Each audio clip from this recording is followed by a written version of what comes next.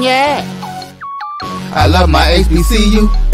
And boy, I love it, love it. I love it, love it. I love my HBCU. And man, I hope my team they won. Yeah. I hope my team they won. Yeah. Man. I hope my team they won. Yeah. I hope my team they won. Yeah. I tune into the HBCU Sports Lab to see if my team won or lost. If they lost, I'm quiet as a mouse. But if they won, keep tab. I'ma do the dab, yeah. Dr. Cavil, he know what he be talking about. Mike and Charles, they know what they be talking about. They compress the analytic data with this hip hop. If you know them like I know them, they gon' tell you if your team, if they won or lost, and who the ball. So listen to Professor, yes sir, and pay attention, cause he gon' teach a lesson. This is Dr. Cavil with Inside the HBCU Sports Lab. BJ Jones, let me be up front. It's hard to do a show when you're supposed to be quiet as a mouse. That's all right, Doc. Welcome to episode 541 on Inside the HBCU Sports Lab radio show and podcast. The show that's covering the sporting HBCU dash for all things HBCU sports for institutions large and small, from the NAIA to the NCAA. We share insights and information on the HBCU sports culture, HBCU athletic aesthetics, to facilitate the story of HBCU athletic programs and the business of HBCU sports. I'm your host, Dr. Cavil. My co-host, Mike Washington, Charles Bishop, are on the road. Look like Charles Bishop might have brought a little luck over there to the Colorado Buffs as he traveled to check out them for a weekend when he had an open one, if you would. Without any other assignments, and couldn't get back in time to get this done. So we have none other than BJ Jones. So we'll get a chance to really get into some inside football talk. BJ Jones is feeling a little better this morning than the opposite way, but I imagine if he seemed like me, there was a lot of things left on the field on both sides in regards to that game that was played last night. Had a chance to text a little bit with Joshua Sims Sr., although he can't be here. His chest is very big, and he certainly is not quiet, unlike Dave, who is certainly quiet as a church mouse, as he had other obligations. So a lot of people are out. We might be able to get AD to join us to give a little insight so we can mix it up some more. But today's episode of Inside the HBCU Sports Lab is sponsored by THG Agency. THG Agency is a company that provides sporting and educational consulting and data analytics. Well, I'm talking about those folks on the edge. Some of them are going to be more closer to the ledge. With that being said, Jackson State couldn't hold up their end of the bargain, and a lot of folks in Louisiana from the other side are feeling pretty good this morning, as opposed to maybe the way things started off. But with that being said, BJ Jones, how are you doing this morning? Man, doing pretty good, Doc. A lot of games yesterday. I think that there were a few programs yesterday that kind of put everyone on notice. Two in the CIAA in particular. Yeah, I think there's programs in the CIAA that put some programs on notice. And now you're going to have this question now, Doc. Is Grambling back? Yes. I think that's a fair question to ask in terms of what's stated. While many people may have thought they could win that matchup, most people came in thinking Jackson State. And even if they did win it, I don't think they thought they would dominate, at least in the second half like they did. A lot of mistakes by Jackson State, which certainly leaves some question marks there for them in regards to where they thought they were moving. Big question marks over there in the Wildcat Nation for them, as there shouldn't be much question marks anymore from Clark Atlanta Panthers and Coach Teddy Keaton. If you don't think he should be high on your list, not that I want him to run from Clark Atlanta, because that just doesn't seem fair for those Panthers, but it always seems to find its level. And you talk about the CIAA, 2 top 7 matchups, and we will unveil our top 7 today. So we'll give you that new one from the major division. Mid-majors will be released on Tuesday, but mid-majors had their share of top 7 matchups, and you alluded to that 2 teams made statements. And I've seen a couple of picks for maybe one of them, but in terms of the other, I don't think anybody quite saw that, and they happen to be at the top of the list. With that being said, let me go ahead and give you the top 7, and I'll do it from those receiving votes. So we'll look at 10 teams in terms of their scores at the mid-major level from this past week. Starting at Fort Valley State, the Wildcats, who were receiving votes, they lost to Delta State Statesman 27-24. Close matchup. And Fort Valley has lost a couple of these close games. So it's going to be interesting to see kind of down the stretch.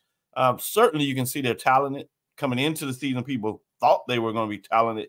Can they somehow turn that? Or is that just a note to come from the rest of the season that it just will be denied in terms of what they're getting done? Fayetteville State Broncos defeated, which improved to 1-1. They defeated the number 8, if you would be, Elizabeth City State Vikings 31-7. Both those teams are just outside of the top 7 and played each other. Fayetteville State bounced back and got a big win anytime you're in conference play to get it done. So fascinating to see how that went down there. At number 7, Florida Memorial Lions, after a win over Edward Waters, the state rivals in the SIC at the Division II level. They played Clark Atlanta, which was tied and called a tie, 28-28, which we haven't seen since 1995 when obviously the OT rules were broken in. But this one was tied because of what? Weather and the distance associated with Clark Atlanta having to get back on the road with the conditions of bus drivers and things of that nature.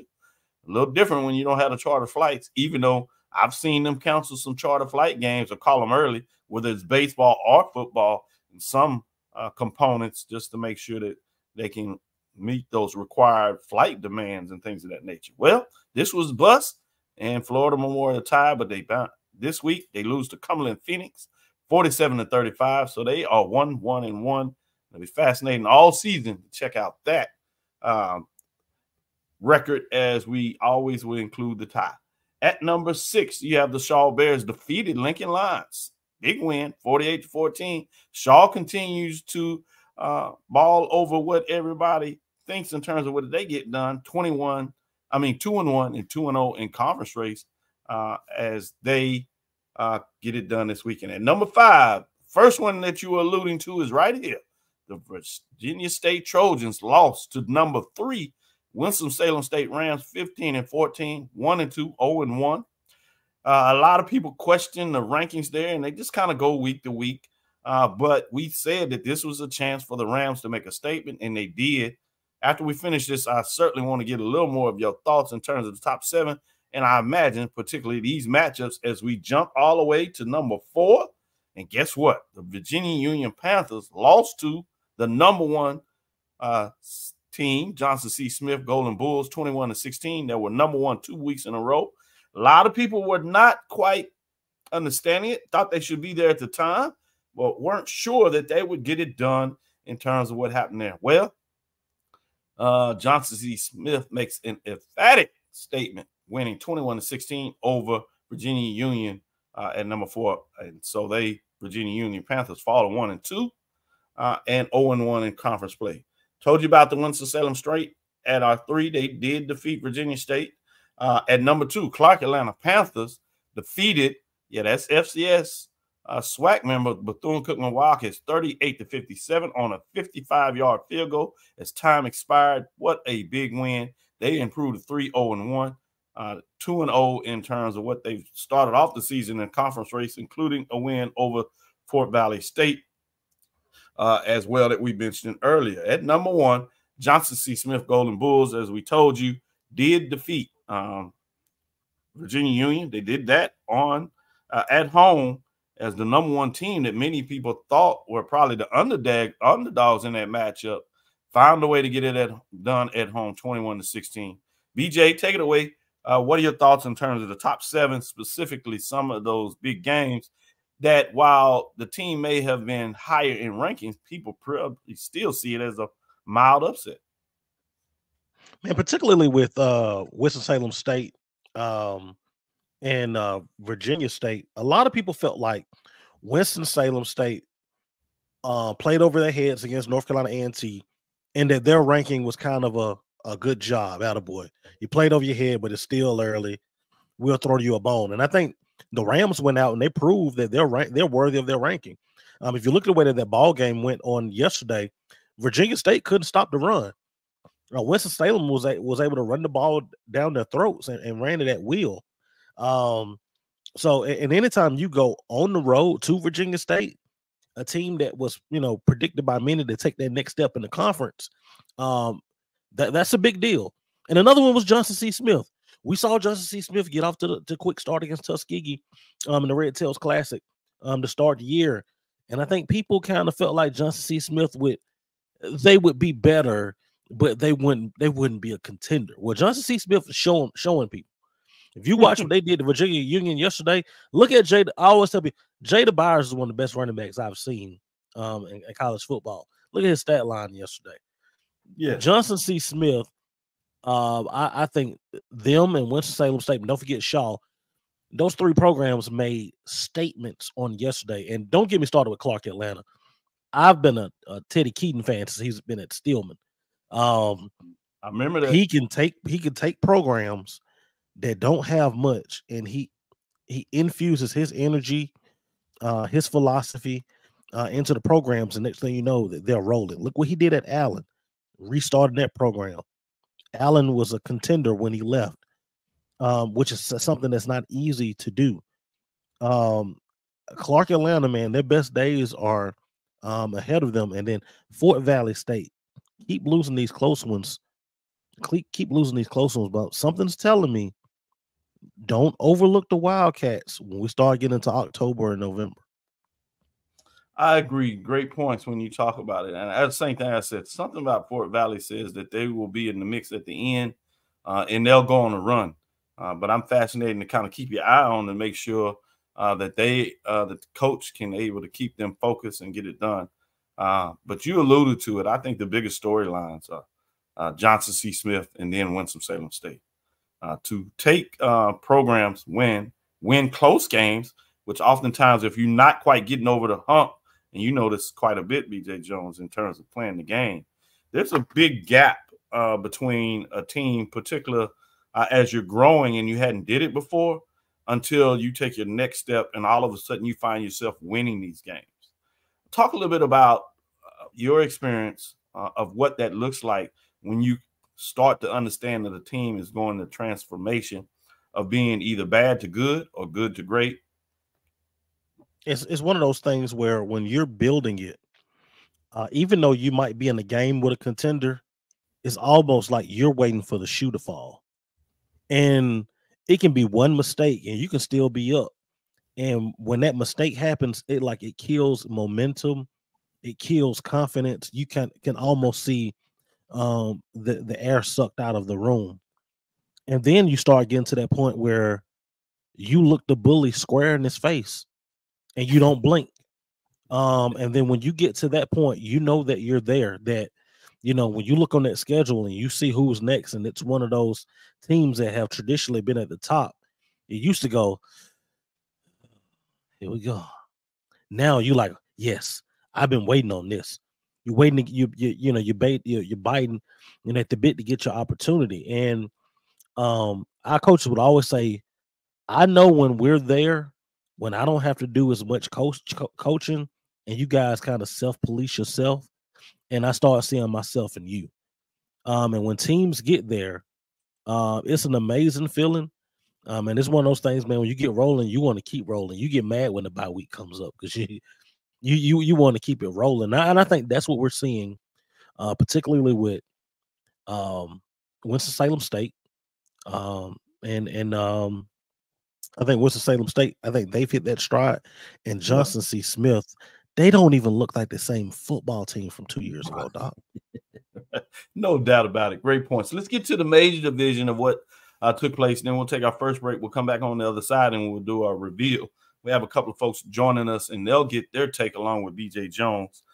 This one is intriguing to me because we talked a little bit about this, and I put it out there that Prairie View since 2006 was 9-8, and I think that just stunned everybody. And I also gave some insight, the reason why.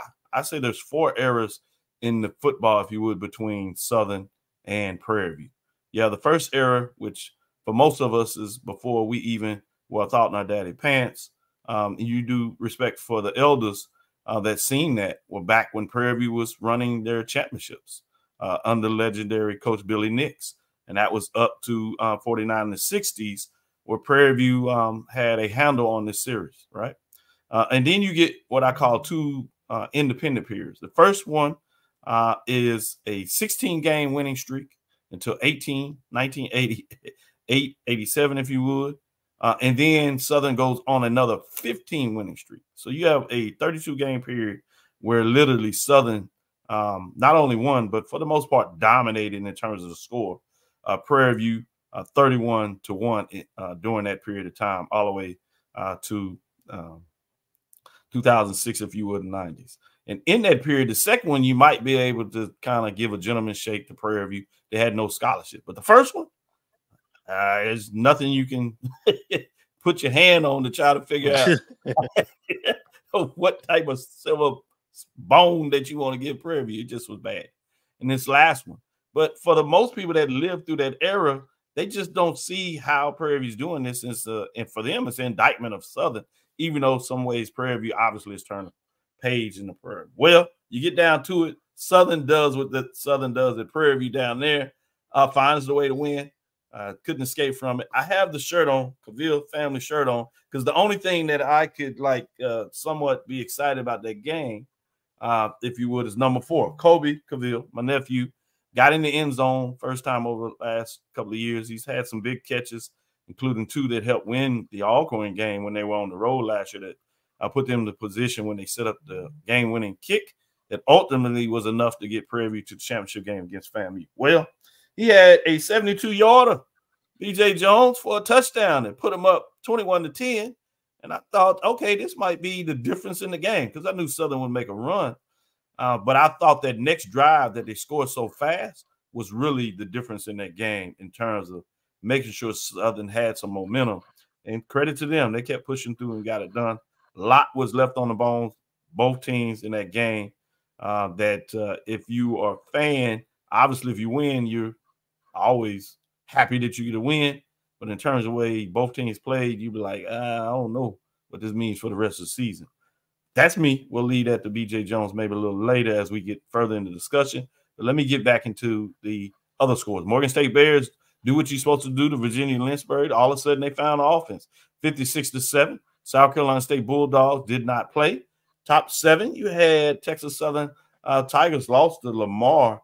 Tough game there, leading late, went back and forth, but fall 20-17, which seems to be a refrain for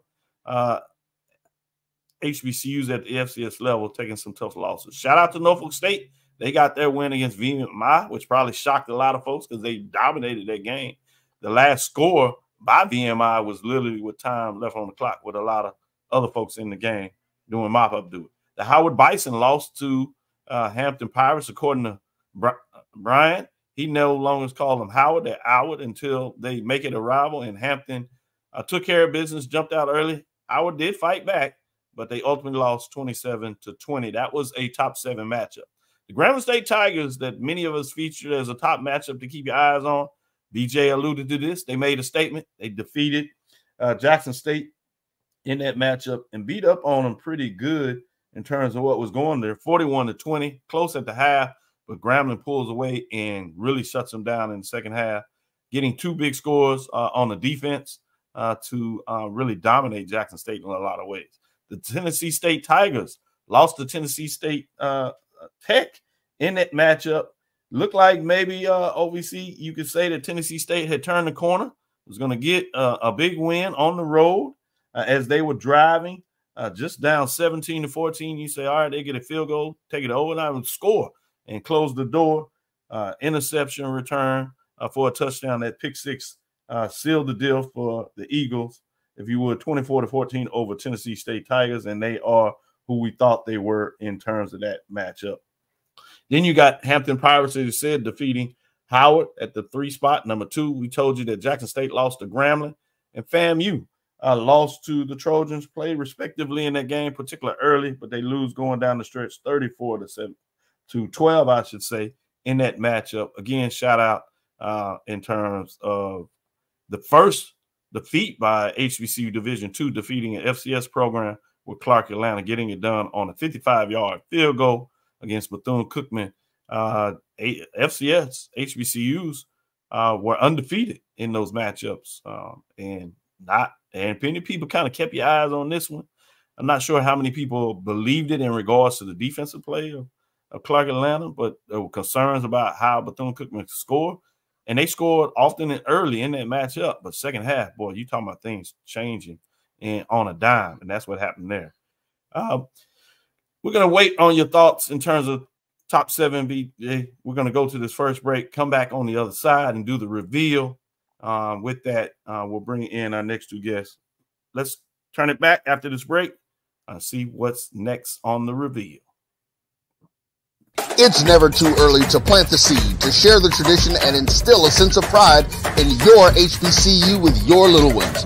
HBCU Pride and Joy Children's Boutique helps you share your school spirit with a wide selection of adorable kids apparel and accessories officially licensed from your favorite HBCU. Visit hbcupridejoy.com and follow us on all social media at HBCU Pride Joy on Facebook and Twitter. Supermarket sushi, really? No. Wait, Troy, you work here? I'm never not working. Like Head & Shoulders Scalp Shield technology, up to 100% dandruff protection, even between washes. Never not working, huh? Oh, Troy, you're such a good teacher. Yeah, I know. Never not working. Never not working. Never, ever not working. Are you serious? Never not working. Dandruff protection that's never not working. Head & Shoulders Scalp Shield technology. Hey, grab me one too.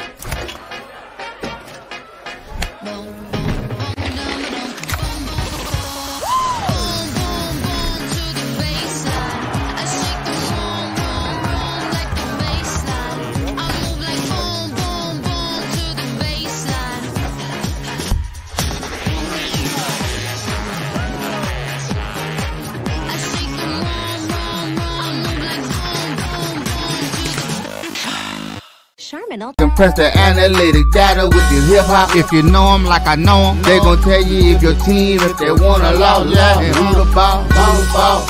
So listen to Professor, yes sir, and pay attention, cause he gon' teach a lesson. Man, look who we have with us now. We have none other than Brandon King, sneakershop.talk.com, joining us for at least a segment. We have AD Drew also joining us for at least a segment as we go through our major division reveal.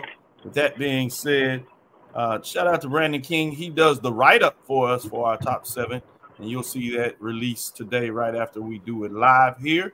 We have AD Drew, the consummate that gets it done for us as he gets off the road for a weekend trip for himself. With that being said, let's get to it without further ado.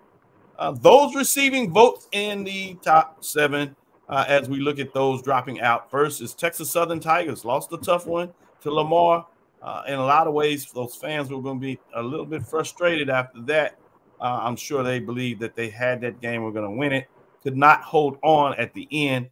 Tennessee State Tigers, the 2 TSUs do the same thing. Can't quite get it done on the road against one conference mate in terms of Tennessee State. The Tennessee Tech Golden Eagles there are able to hold on and make enough plays to get it done, just like the Texas Southern Tigers do it in terms of Lamar Cardinals. With that being said, let's get in those 3 teams that are receiving votes just outside of the top 7. These 3 teams collectively making up the 10 programs this week. None other than South Carolina State Bulldogs. They did not play, so they remain at 1 and 2 with 136 points just outside of the top 7. Morgan State Bears got a solid win against Virginia Lynchburg at number improved to 2 and 2, I should say, 134 points. And the Southern Jaguars go on the road and get a big conference win against Prairie A&M in overtime, coming from behind to get that done in classic fashion. They improved to 2 and 2 on the year and 1 and 0 in the conference race with 133 points.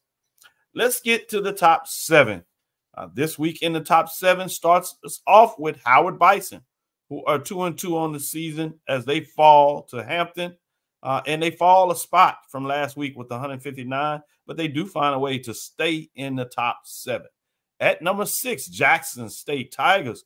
They also lose this weekend. They go on the road to Grambling. They've had trouble there in the past, but they actually recently have done pretty good over there in the hole. But it looks like it may have reverted back to the old ways as they fall in stunning fashion, and they are at number 6, dropping 4 spots in week number 4. At number 5, you have the Morgan State Bears. They jumped back into the poll rankings, started there in the preseason and remained there a week, but they fell out. But they jumped back in fine fashion as they improved to 2-2, 178 points, bringing us to number 4 that were not ranked. You have North Carolina Central. The Eagles, boy, you talking about making a statement against their rival as they defeat A&T 66-24. And everybody, I'm not sure if it was that close, but they improved to 2-2 on the season. They earned, as they jump back in the poll, they earned one first-place vote as they are in at number 4. I'm not sure if they'll drop back out. I'm fascinated to see what that looks like and how far they may climb. But when it gets into the conference race, you know, strange things are liable to happen. At number 3, Florida A&M Rattlers. They fall from the 1 spot. They are 2-2 on the season. 2 first-place votes, 194 points. Tough loss on the road to a FBS foe. I remember when these teams used to have classic matchups in the Division II FCS playoffs, but now Troy has moved on to the FBS in the Sun Belt. They get it done at home against the pesky Rattlers that bit them a couple of times, but could not really sink their teeth in with enough poison to get it done. At number 2, Grambling State Tigers may have made the biggest statement of the week as they improved to 3-1. They have 3 first-place votes, and they jump all the way up from number 5. That's 3 spots moved as they're at number 2. 3 first-place votes again at 218 points. Number 1, first time in a long time, first time this season, the Hampton Pirates, 3-1, 5 first-place votes, 220 points, have a big win. Their lone loss is to another top 7 program, which is Morgan State Bears.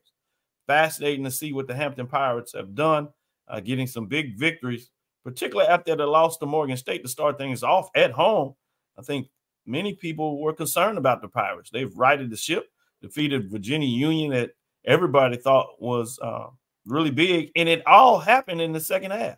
It's like they've turned around their season, essentially starting with 1 half against Virginia Union, where they were down and looking like they were going to have one of the biggest HBCU FCS Division II upsets of the year, not to be done. And they roar back, get wins over rival Norfolk State on the road, and then they take it to Washington, D.C. and get a victory against Howard. With that being said, fascinating what that means. Let me go to our guest that just jumped on, BJ Jones. I'm going to save you for last here. So, AD Drew, let me know, what are your thoughts on the top 7 in week number 4? All right. This was probably one of the toughest rankings that I have ever had to turn in for somebody. Number 1, you remember a couple of years ago when the BCSN computers had Hampton at the number 1 spot about this same time? Yes. And everybody laughed at the computer. Well, similar situation this year. Hampton, non-conference, has taken care of their business. What is Hampton going to do as they dive into their conference play? That's number 1. Looking at the top 3, despite the records, the top 3 are essentially the same because all 3 of them have 2 FCS victories. So, which one do you rank higher? Grambling, who's defeated in Division II, Hampton, who's defeated in Division II, or Florida A&M, who's lost to 2 FBS. So, like I say, this was a real tough ranking to do. I'm sorry, Dr. Cavil. I have to discount Morgan's win. It looks good on paper, but that wasn't nothing but a photo op defeating Virginia Lynchburg. You got Virginia Lynchburg. If you got what's the school in California that everybody's playing now? Lincoln, California. Lincoln in California. Don't, if you play them, you will not get any bump from me on my poll. I'm just letting everybody know. Public service announcement. You will not get a bump when AD Drew votes in any poll when you had those two on the game on your ledger. And then after that, Dr. Cavil, it was like, what the heck, you know? Because everybody else is just ugly right now, man. This is probably one of the worst times to be voting since I have been voting, because no one looks ugly. You go to the games late, and everybody's getting blown out by 30 and 40 points. You know, I'm supposed to pick out 7, let alone 10, with this type of stuff to choose from. I'm gonna leave that to y'all to figure out. Intriguing thoughts there. Brandon King, what are your thoughts in terms of the top 7 in week number 4? I guess it's kind of interesting when you look at the back end of that top 7. When you look at Howard, you know, you kind of have to wonder what football team are they dealing with? Is it the team that barely got by Mercyhurst and beat up on Morehouse, or is it the team that we've seen kind of taking on the chin at Rutgers? So to me, it's kind of hard to judge kind of what exactly they are at this point. So they took a loss at Hampton with a critical turnover, you know, down there at the goal line as you're trying to go in and tie the ball game, and that ultimately did them in. And then, you know, you look at Jackson State, and if you turn the football over that many times, whether it be high school, Pop Warner, college, it's just not a lot of teams that you're going to beat turning the football over at that frequency. And Grambling took advantage of it and jumped on them. Morgan State, I think this was more or less style points. When you do play the VULs or the Lincolns, you know, you have to kind of put on those types of performances to make it even noteworthy. When you beat up on a team like that.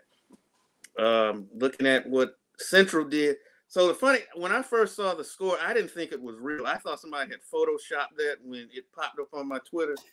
I was like, there's no way that they house these dudes like this, until I went back and watched the game. And like I said, they probably could have hung 70 or 80 on them dudes. I mean, that was impressive to the way that they beat up on A&T like that. And then when you get into A&M, just like AD said, you know, they do have 2 losses, but it's to, you know, FBS schools. So they, you know, they stepped up in competition, and they did lose. They couldn't run the football worth of 2.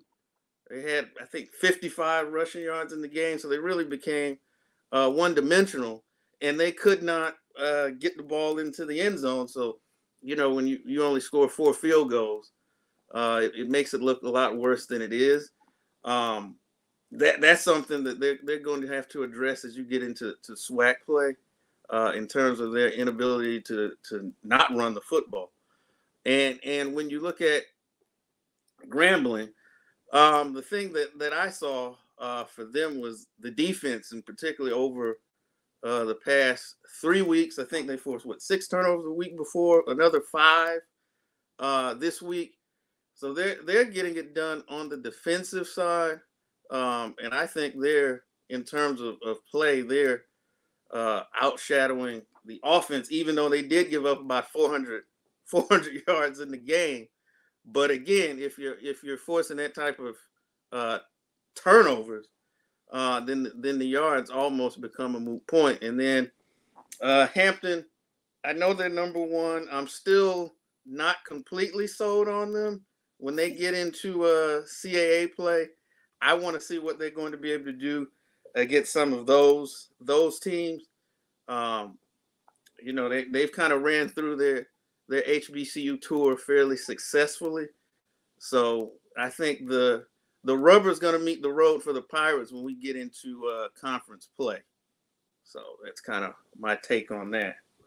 Great breakdown and analysis. A lot going on there. Let's get to BJ Jones, get his thoughts on the top 7 as he unveils his rankings. He also will be a voter in the poll rankings, so we'll be able to move his data on to the rankings and be a part of shaping this as we move to be more inclusive. AD Drew talked about being one of the current voters. Brandon King will be added to that. As I said, he does the write-up as we do the reveal. So you'll see this become more expansive as we get more people involved that cover HBCUs to get their votes in to make this even more rounded than it already is. With that being said, BJ Jones is week 4, 2024, Dr. Viz HBCU Major Division Football poll. What are your thoughts in week number 4? Oh man, I would have had Jackson State. I would have had them a little bit higher. I know that game last night was not impressive. And the whole has been the house of horrors for not only Jackson State, but Alcorn in particular. Those two have really. I mean, honestly, it's been the house of horrors for everyone not named Alabama State. Right. If you look at it historically, Right. so you know, I can kind of see they did rack up 400 yards. Something that Brandon said they did gain 400 yards, over 400 yards total offense. Which if I'm a Grambling fan, I'm really excited about that. Now that's my defensive coordinator mind coming in. As defensive coordinator, I'm looking at that 400 yards because that 6 turnovers, that's an anomaly. I'm real process oriented. We gotta, stop first downs and yardage first. But Jackson State, shocked to see them at number 6. Morgan State, me and AD Drew, we're on the same wavelength there. You play Virginia Lynchburg, you play Lincoln of California, that was a bye week to me. I don't even look at it. I think we should be embarrassed as Division I institutions even playing those games, but that's neither here nor there. Number 4, North Carolina Central. They look like we thought that they would look. I think that loss to Elon kind of made us kind of look a little sideways at them, but they dominated North Carolina A&T. And if they wanted to score 100, they could have last night. A&T had no else until Trey Oliver started sitting guys down with names on the back of their jerseys. That was the only time that A&T had a chance to do anything. Florida A&M, I will tell you this about Florida A&M. They played Troy relatively hard last night. Troy scored late, threw in some late scores to make that score look a little bit better. FAMU had some opportunities, and I don't have any. I think that FAMU will be able to run the ball when we get in the conference. They're not going to see a defense like Troy in the swag. I think that might have been the best defense they're going to see all year. Troy's problem has been on the offensive side of the football. Defensively, they've been pretty stout this year. Grambling State, they find a way. It might not look the most aesthetically pleasing. It might look a little wonky, but they get it done, and that's all that matters at the end of the day. So it's going to be interesting to see what they do moving forward in the season. In Hampton, congratulations on your number 1 ranking. We'll holler at you in about 4 weeks and see in CAA play when, yeah. But you were number 1 right here. You're a Hampton fan. I need you to screenshot this, save it, because I think the season's going to get a little rough for you as we get ready to get in CAA play. And to the credit, we have the Wednesday show where we bring on a couple of Hampton, and it's basically independent programs with Dave and 2 gentlemen that do a podcast for Hampton in regards to what they're doing. And I think for them, they're going to be excited about this 3-1, not necessarily number 1 ranking, because they see it as what it is, just like you said, BJ Jones. Because I think coming in with the new coach that came in late, they were concerned that they may be 0-4 or certainly 1-3. Yeah. But it'll be fascinating when they get in there. But then they got that matchup against A&T on the road for homecoming. So they got one more statement they can make at least in terms of HBCU program play. Sticking with you, BJ, who won the week? Who had the biggest victory this weekend for you out of this top 7? Oh, Grambling State. I think Grambling State I think they answered a lot of questions. People, if you look at Grambling State's schedule and who they beat, it's not that impressive before you get to Jackson State. All right. They have the win over Tuskegee. Tuskegee is winless. They lost to Savannah State at home yesterday. they skated by Texas A&M Commerce, who was winless. This is not the Texas A&M Commerce of years ago when they were hoisting up the Division II National Championship trophy. Cody Carthel has left, and he's gone to Stephen F. Austin. That program has had a bit of change. So Grambling beating Texas A&M Commerce was something that they were supposed to do. To be honest with you, they should have beat Texas A&M Commerce by more than what they beat them. But when you look at that score, a lot of people start looking at those wins. Tuskegee, Texas A&M Commerce. People start looking at Grambling sideways. But I tell you what, the G-Men made a statement last night. To me, they were the more physical football team. They were disciplined. And they took advantage of every opportunity that Jackson State gave them. And it's like Jackson State just kept giving them opportunities. So shout out to Coach Mickey Joseph and that staff. And I'll tell you what, you can say whatever you want to say about Eric Dooley and his time at Southern University and what his offenses looked like. He, as an offensive coordinator at Grambling, looks like a completely different Eric Dooley. He looks re-energized on the sideline. And he looks happy again, like he has that stress off of him. So, man, just shout out to Coach Dooley, Coach Mickey Joseph, and also don't forget that Coach Rollins, who was the interim head coach at Southern University in 2021, is the defense coordinator over at Grambling. Good stuff. AD Drew, best win in week number 4 in the top 7? I have to go with Central. The fact, coming off of the 2 losses that Central had, people were starting to question who was North Carolina Central. But for you to face your rival and obliterate your rival like you did, and like BJ said, that score could have been a hell of a lot worse. You have to give it to Central for re-energizing their fan base with, unfortunately, another, 2-3 weeks before you get into conference play? Oh, wait a minute. Central has Norfolk next week. So, great victory for Central to get confidence as they actually open up BAC play early next week in the Circle City Classic. Ooh, good point. And you allude to what becomes a fascinating game with Norfolk State getting a victory against VMI. So they'll feel a little better. Brandon, who won the week? Top 7?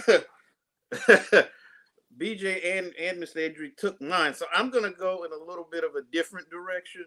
And I'm going to say Hampton, and here is why. And these points have been touched on previously. Like I said, with the turmoil that was going on with that program heading into the season, and like you touched on, they could have easily been 0-4 or 1-3.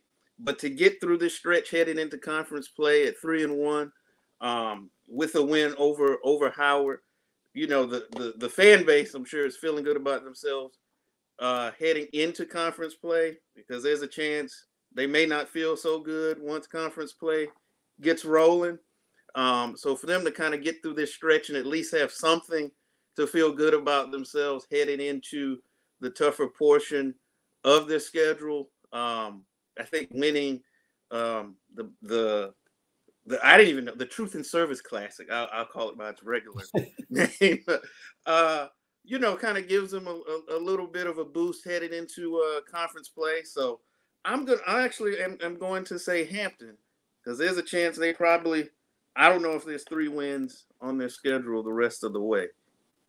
Ooh, tough one. I like the breakdown by the guys. We'll take our next break, come back on the other side, and talk a little bit more about these key matchups. Some of these guys will jump off as they celebrated the reveal of the top 25 and provided some great comments. With that being said, we'll be right back after this break. At AutoMasters LLC, our mission is to serve our community by providing quality automobiles at affordable prices. All of our vehicles are inspected and certified to offer you the confidence in knowing you have a quality vehicle. Our goal is to provide you with a seamless process and positive experience for your automobile purchase. Financing recommendations and specific vehicle inquiries are available at your request. You can find us at www.automasters06.com and follow us on Facebook and Instagram. Also, please feel free to contact Terrence Miles at 601-927-7794. And oh yeah, tell him Sonia sent you. If you think all pads are exactly the same, think again. This is Always Ultra Thins reinvented with the Always Triple Protection System. This pad wicks gushes 90% faster, absorbs even more so you can feel dry, and locks odors in. Rethink your pad for up to 100% leak-free and odor-free comfort with the totally reinvented Always Ultra Thins. This is always like never before. The Cavil Group is a Florida-based marketing and training consulting firm. We help businesses communicate to their target audience and engage them in conversation. We also help to expand their audiences, which will ultimately result in growth for those organizations.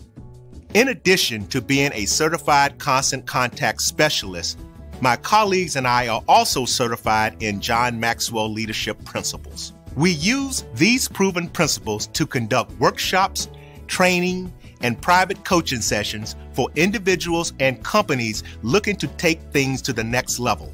Contact us to schedule a free consultation. Issues today, don't delay, call Cavil. Compress the analytic data with your hip hop. If you know them like I know them, they gon' tell you if your team, if they wanna law, and who the ball. So listen to Professor, yes sir, and pay attention, cause he gon' teach a lesson. This is Dr. Cavil with Inside the HBCU Sports Lab. We're back with BJ Jones and AD Drew. Last segment, we revealed the top 7, and you told me who won the week. Let's get into some of the key matchups that you saw outside of the top 7, or some teams that maybe took some tough losses in that top 7. What were some of the big games? And you can bring in some mid-major games as well, if you would, this week. I'm going to start with you, BJ Jones. Outside of that top 7, what were some other games that intrigued you in terms of this past week? And tell me why that fits that bill. Outside of the top 7, I really wanted to look at Norfolk State and see, could they salvage the season, or would you see the losses continue? And I felt like VMI was a perfect opportunity for them. And they did what they needed to do. They went on the road and they won big. And I also wanted to see Alabama A&M. Alabama A&M, we knew what their schedule, how it's set up. They got the confidence win against Kentucky State. They eked by Georgetown College, NAIA out of Kentucky. And I wanted to see what they look like against an Austin Peay. And we talk about Connell Maynard potentially being on the hot seat and what that looks like. And a lot of people from Alabama A&M kind of felt like this was going to be the start, the beginning of the end of Connell Maynard when you look at the way that schedule sets up. So I wanted to see, could Alabama A&M get off to a fast start? Not really could they beat Austin Peay, but could they be competitive like they were a year ago? Well, that game was fairly close a year ago. And that game was over with really before it started. I'm talking about first quarter, man. It was, and Alabama A&M, they looked bad, Doc. They couldn't run the ball. They couldn't throw the ball until late. They couldn't tackle. They looked bad. And they got FAMU coming up next week, and they got to go to Tallahassee. Good luck with that. And I think right after that, they got Jackson State. Good luck with that. Like it's the way that this schedule sets up. You literally have FAMU, Jackson State, Bethune-Cookman, Alabama State is in there. Like, you got some powerhouse programs coming, and to start it off like this, man, this we might be on Maynard watch, Doc. I understand, and it's gonna get tough like that. Another one, I'm gonna stick with you. I want your thoughts on the Southern Prairie View game in terms of those coaches. I thought those two coaches came in really with their season on the line in a lot of ways. And I know that seems tough to say week 4, particularly for Southern, their first conference games. You got so much ahead of you. But in terms of confidence, and maybe this is just one of these years where it ends up being week to week, literally, where you think a team is playing at a certain level and they came in and you get another team that is not, and the opposite happens of what you think. Maybe this is one of those years. I've kind of said it at the beginning, but still, this was tough. You look at Prairie View, Coach Bubba McDowell. My understanding that is just a 3-year contract, and much like you saw with Texas Southern, even though you've seen some growth, they've had some expectations where, to his credit, they made it to the championship game last year, was 1 game away 2 years ago. But sometimes you just get the odd unfortunates, if you would, that contracts, new ADs come in place, and it's 2 home games. People have talked about Prairie View fans, but they've actually showed up for these last 2 home games, and you had attendance with the fans home for Prairie View against Texas Southern. I think some of that was by the expectation this year. Tailgate area was full of Prairie View, more than Southern. And this is not to say that Southern didn't do what they did, because they came in their own shape and represented well. But Prairie View, in my mind, finally stepped up. Let's put it that way. That they finally understood the mission and the invitation and ticket to the party, that they can have fun beyond just homecoming, about celebrating football season, their team. And they did that. But you come out with 2 losses, tough games to watch. In terms of that, I think, and I don't say this much about coaches, but a little some concern if you're at Prairie View in terms of what this may mean. Obviously, they can get on the hill. They got another chance to make a statement coming up this week against Grambling in the State Fair Classic. But things are turning in the wrong direction quickly if you're at Prairie View down there on the hill. Yeah, Doc. And this is the thing about Prairie View. Today is September the 22nd. You're already 0-2 in the conference. So basically you're in a 3-game hole before we even make it to October. Tiebreakers, yep. And look who's knocking on the door next week. It's Grambling. It doesn't get any easier. And Bubba McDowell, I liked the position that he had Prairie View in a year ago. I felt like this could have been a statement year for Bubba McDowell. But it's not turning out to be that way. I think one of the things that I didn't expect from Prairie View was the inconsistencies on offense. Yeah. And a lot of that is because of the injuries that you guys have had at the quarterback position. Very true. So, there's that's to be expected. But I didn't expect Prairie View to be in this position. I thought that Prairie View would compete for the West this season. A lot of people felt like Prairie View would win the West this season. And Southern, this was key because Southern loses to Jackson State. And anytime you lose to Jackson State in the manner in which you lost to them, a lot of Southern people are turned off, right? And I felt like this was an opportunity. If you look at that crowd at Jackson, Southern did not travel to Jackson in the manner in which they usually travel to Jackson. Okay, so there's a percentage of the fan base that Terrence Graves has already lost. Now, none of this has anything to do with Terrence Graves. This probably is this is tied to Roman Banks. All right, it's tied to Roman Banks. It had nothing to do with Terrence Graves. Terrence Graves came into the season having to win over a fan base that was already skeptical. And when you lose to McNeese, who at that point had not won a ball game in 2 years, and then you lose to Jackson State in the manner in which you lose them, this Prairie View game, it was necessary that you win it, because you're going to lose another percentage of the fan base, and once you lost that one, you ain't getting them back. You're not getting them back. So I think this is Southern. And that first half, my phone was blowing up because there were people that had the email drafts. I ain't got to tell you what I think. I seen the email drafts. They were ready to go to the president. Like they were that we need furniture moving immediately.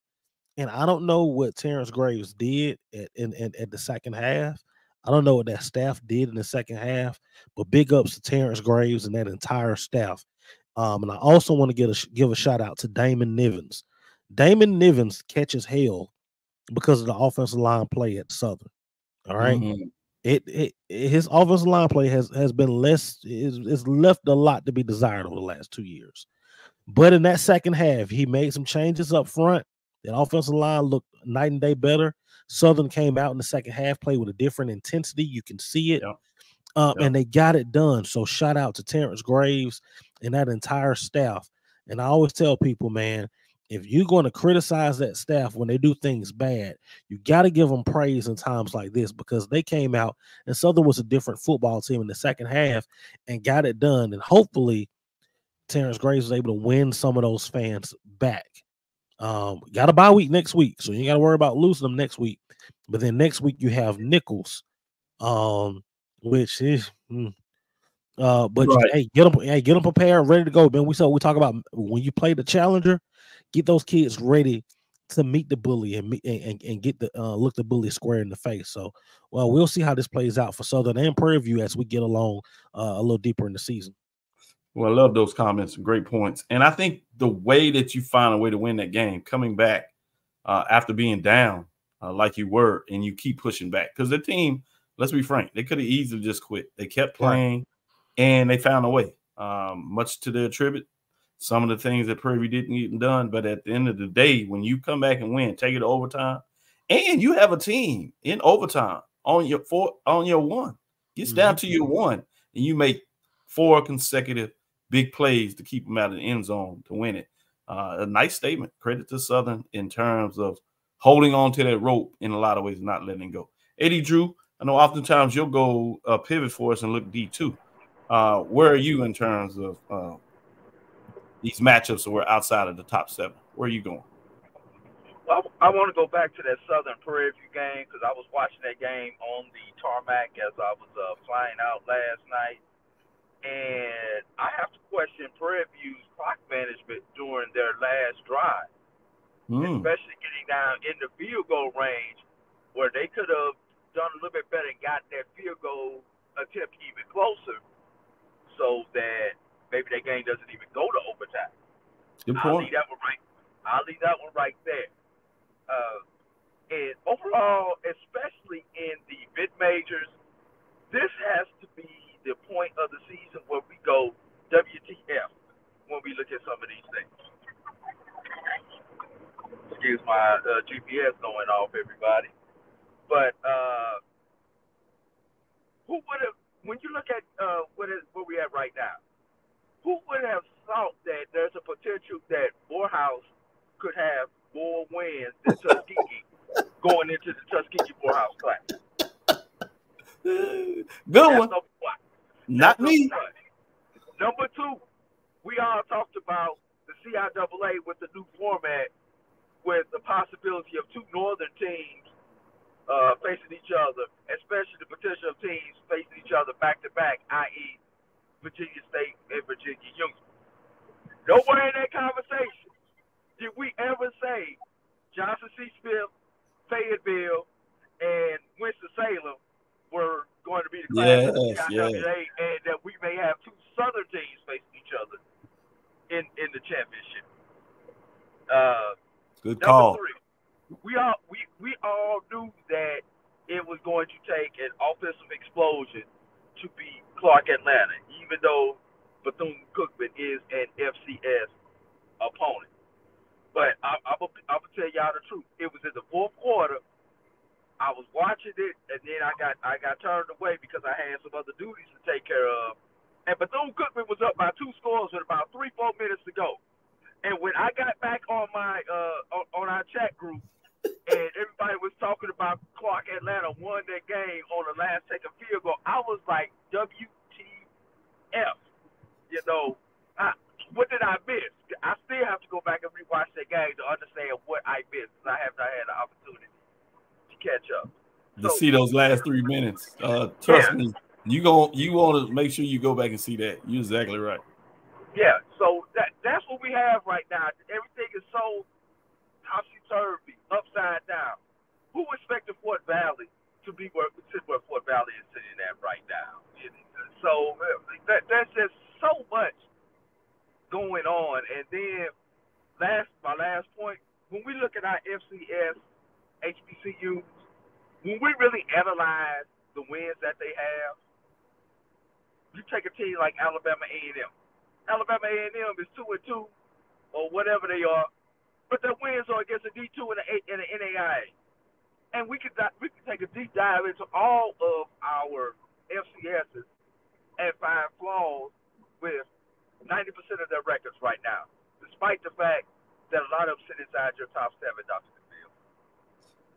I agree with that. And I think at the FCS level, there are going to be a lot of coaches that are going to really kick themselves this year. This is a year where you could win you a conference championship and potentially a national championship and not have one of those perennial legendary great teams. Obviously, you win a championship, you have a really good, if not great team. But this year, I think you can win it without necessarily having a legendary type program, particularly what we've seen over the last 3 years. With that, we'll take a last break, come back on the other side. We'll talk about some key matchups that BJ Jones and AD Drew are looking for, and then we'll call it a show in terms of week number 5. Stick with us. We'll be right back after this last break.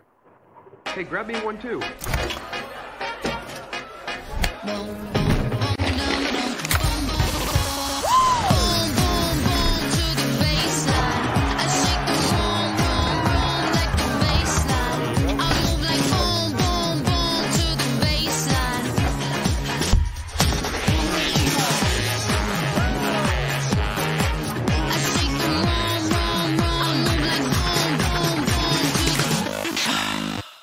Brian Fulford. AD Drew and I are co-hosts of the BCSN Sports Wrap. We talk about all things related to HBCU athletics. From the games, teams, coaches, and fan interest stories, we cover it all. You can find our shows on Facebook at BCSN Sports Wrap, YouTube at MyJBN Online, and everywhere you listen to podcasts like Anchor, Spotify, Google, and Apple Podcasts. You can also find the show on the Jericho Broadcast Network's app.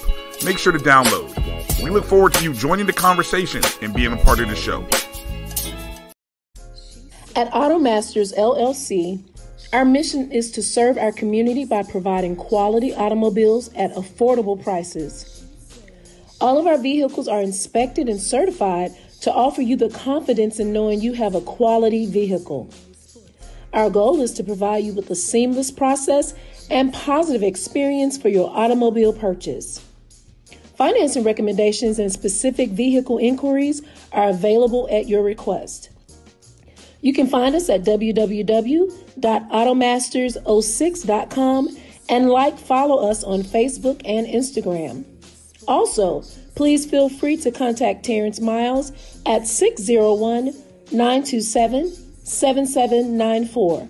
And oh yeah, tell him Sonia sent you.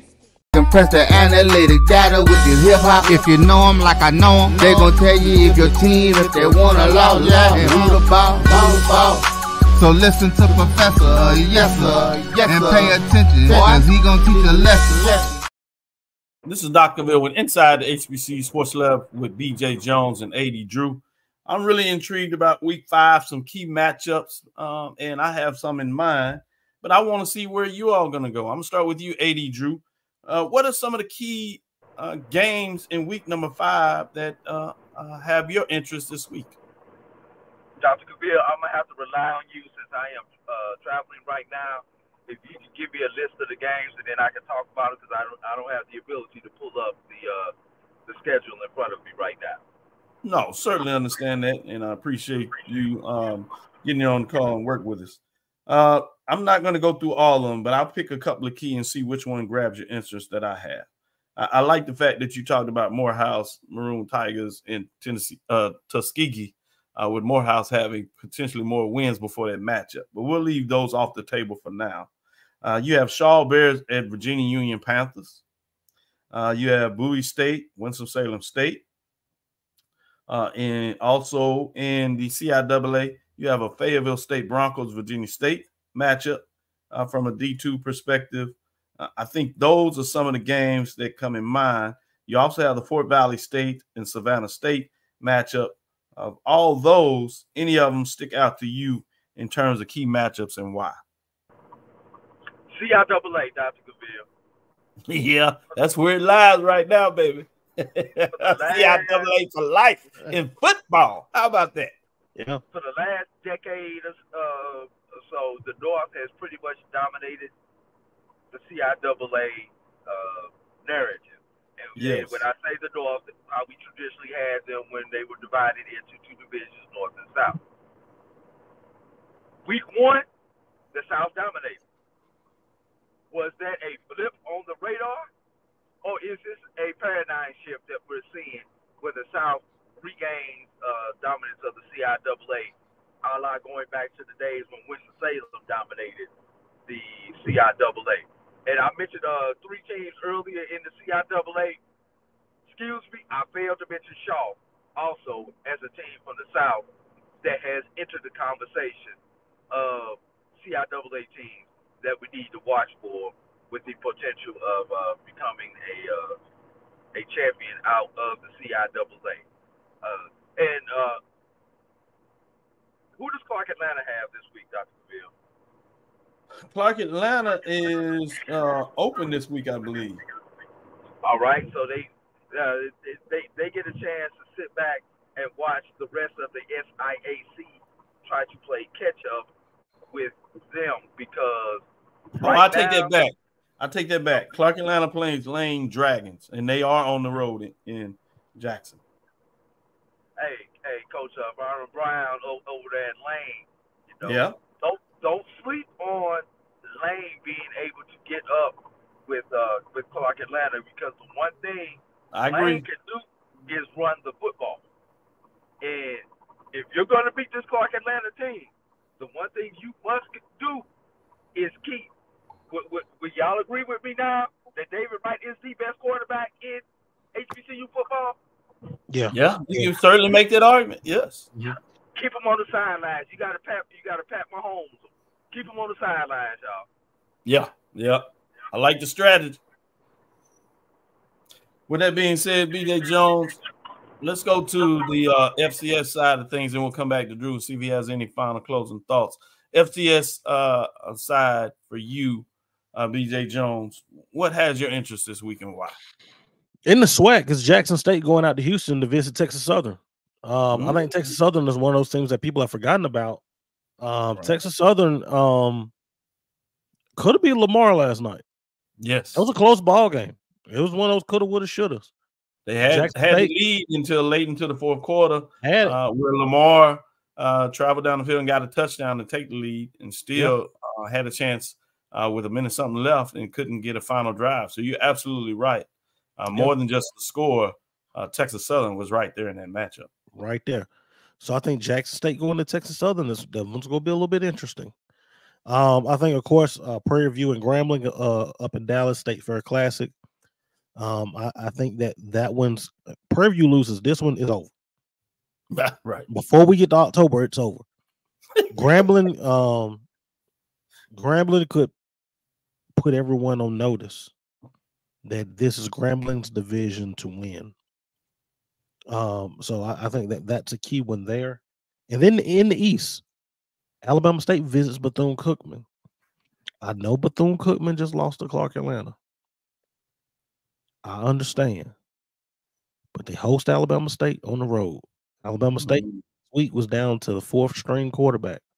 Right. Beat Sanford. Now, defensively, Alabama State is stout. Offensively, if Bethune-Cookman can manufacture some points, that's a dangerous game for Alabama State. And then, of course, the SWAC opener for Florida A&M and Alabama A&M down in Tallahassee. I think this is very important. If it ain't important for Alabama A&M, it's very important for one Connell Manor. And over in the MEAC, North Carolina Central and Norfolk State, for everything that Norfolk State, for North Carolina Central has done, remember in the MEAC, they don't have that many conference games. So one loss is like detrimental. All the good, my brother Josh feels great. They slip against Norfolk State, who showed you against FAMU that they are capable. They're capable. So I think we're going to be looking at that one. So that, to me, that's the big one. And also, man, I would not sleep on North Carolina A&T going to South Carolina State.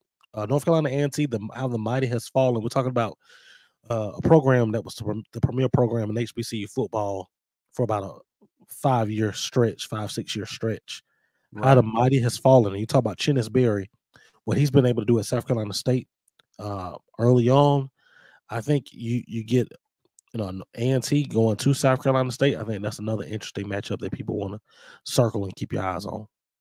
I'm gonna stay with those independent programs and then go to AD Drew to give a closing statement monologue that he wanted to share with us in terms of some important components. I like where you went in terms of independent programs. I'm gonna stick with that. You're right. That A&T, South Carolina State, previous foes in the MEAC, talk about where A&T was and where they are now, and where it looks like South Carolina State is ascending to. Having that game is going to be an important one. Two other ones on the independent radar that are fascinating to me. Hampton Pirates, obviously #1 rankings. They stepped outside of the HBCU sphere and into conference play, which means now they're playing historically white colleges in the Colonial, formerly known as the Colonial, now the CAA Coastal Athletic Association. They play William and Mary, another state rival, if you would, particularly now it's a conference game. They have a chance to make a major statement in multiple ways in terms of this game. On the road, will it be, or will they do what we saw last year in a lot of ways, where they could do what they needed to do to get some big wins against HBCUs, but then when it came to conference play, they just couldn't find a way to get it done. The other one I'll look at is Tennessee State. This is a program also where a coach is supposed to take that next step. The 0-1 in terms of that OVC Big South partnership.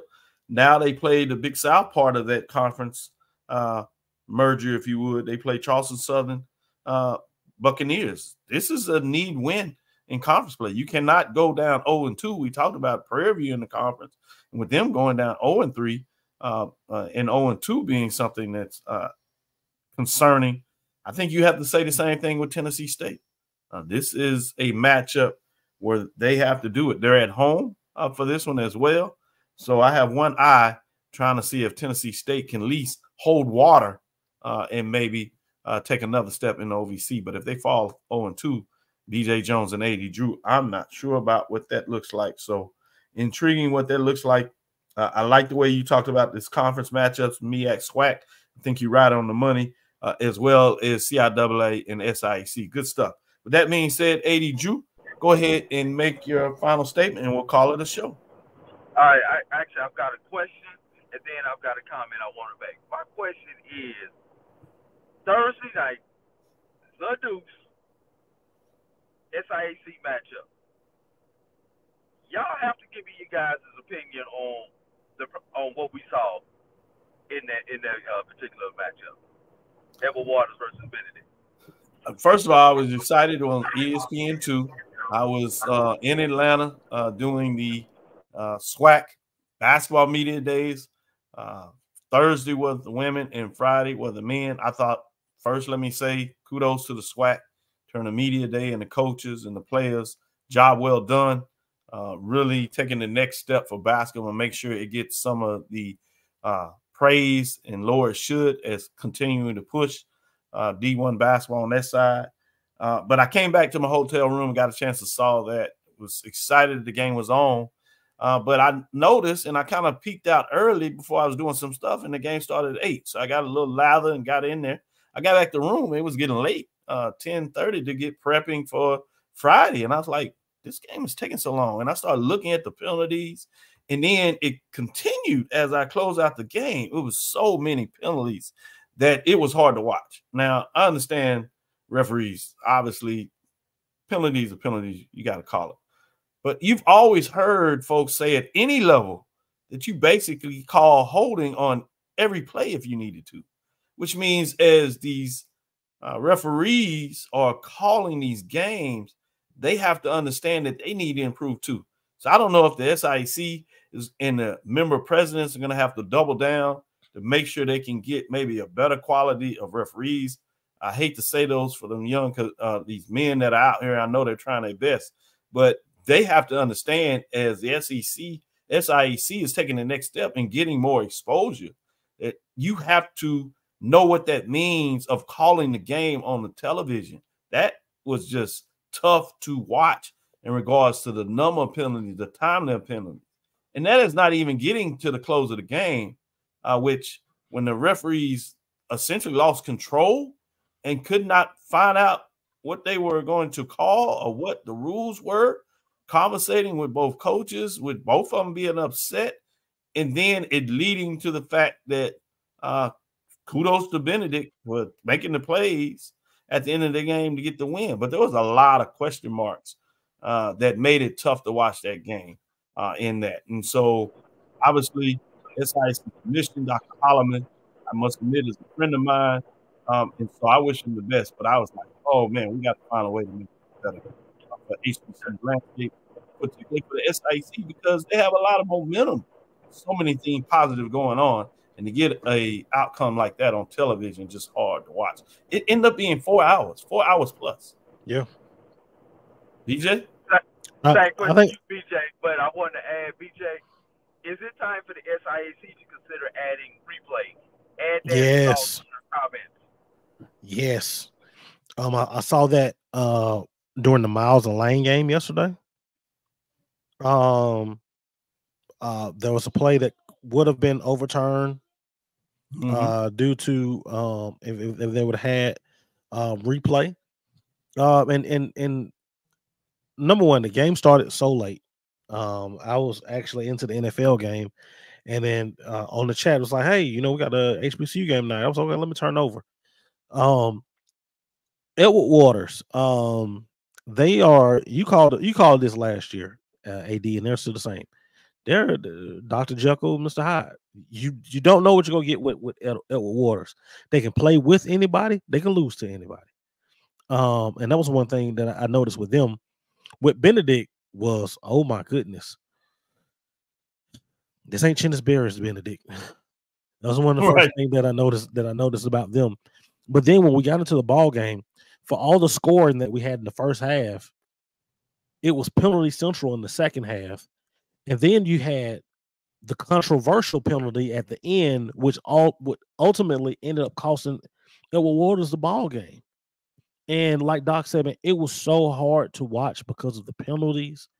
And this was something that was on ESPN too.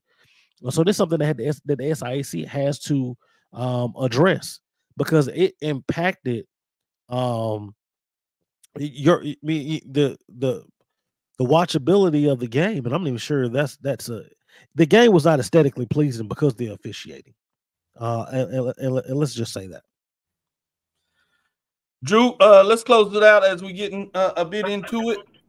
Yeah. My last comment is this past weekend we had a couple of big name classics that we have out there. Truth and Service Classic, the Chicago Football Classic. This week we've got the Circle City Classic. But my comment is, for these classics that do not have the network deal, the NBC, the CNBCs, the ESPN, the HBCU Goals, please, I implore you, find a way to get your product back to the fan base, the alumni who cannot afford or do not have just the time to actually travel to your city to watch your classic. There was the greatest game no one ever saw yesterday was that Chicago Football Classic, which Morehouse came back, not only scored with 3 seconds left to go in the first half to regain the lead, but scored with 10 seconds remaining in the ball game to win the ball game. No one saw that. No one. Same thing with the Howard and the Howard Hampton game.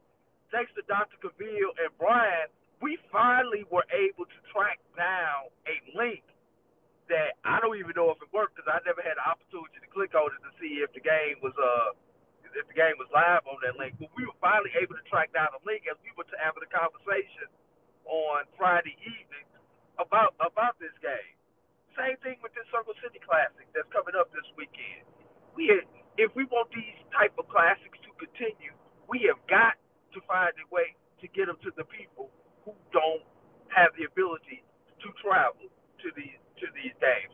Southern Heritage finally decided to go on TV 2 years ago. So we've got to do better. Promoters, stop being worried about you losing money at the gate and see the bigger picture of the marketability, not only of your game but of the whole city. Perfect way to end the show. Great segment, great thought process, and thank you for sharing it, AD Drew. So important for us to understand that, particularly when you have more access and opportunities for games than ever, to have critical and key games where you have avenues to provide, if nothing else, solid streaming that people are credible about turning to the site. And I'll say that frankly, that's my JBN BCSN, or even a shout out to HBCU Game Day. You have these platforms of HBCU sports that have the ability, one, to produce it, and platforms to show it where a lot of people are already there. Take advantage of that opportunity for these classics that are not doing it and do not have, quote unquote, these deals already in place with ESPN, Disney, if you would, or HBCU Go, or a number of other programs for that matter. With that being said, thank you for listening to Inside the HBCU Sports Lab. Make sure you share our podcast with your friends and colleagues. I am Dr. Kenyatta Cavil, the Dean of HBCU Sports, coming from inside the lab in the College of HBCU Sports with Mike Washington and Charles Bishop. I want to shout out Brandon King in terms of joining us for the unveil of week number 4 poll rankings. Will be interesting as we get in week 5. You see these gentlemen giving you updates and give you some insights to make sure you're clear as you lather up and get ready for this week.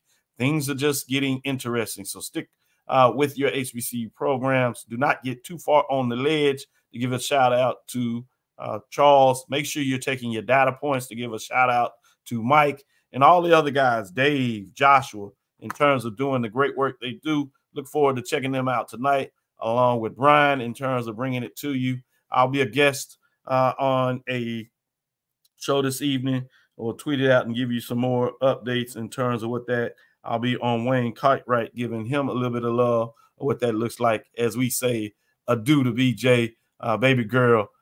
Let everybody know how we shut it down. Again, we want to thank you for listening, Dr. Ville's Inside the HBCU Sports Lab with Mike Washington, Charles Bishop, every Tuesday and Thursday at 6 o'clock, Sunday at 9. Follow me, Dr. Kenyatta Cavil, on Twitter, Facebook, and Instagram. I do it because I can. Inside the HBCU Sports Lab 1 on Twitter. Inside the HBCU Sports Lab on YouTube.